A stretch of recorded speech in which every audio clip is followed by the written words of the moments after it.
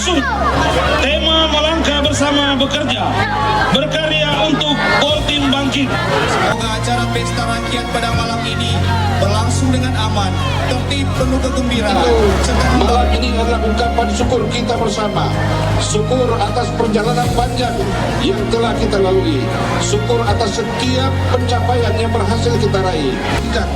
Kabupaten Lamongan Timur telah melewati berbagai tantangan dan inilah dia, batik Dekranasda, hasil karya Ketua TPPKK sekaligus Ketua Dekranasda Kabupaten Bolaang Mongondo Timur, Nyonya Rosita Manopo Pobela ST MSc.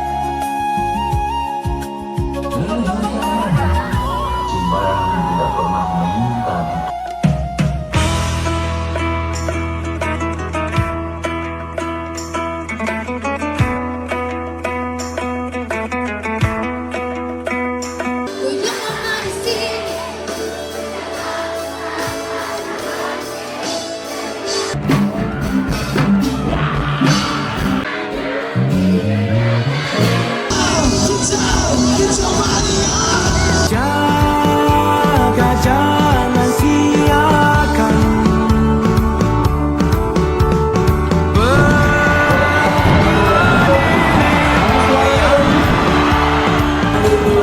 kita bikin konten.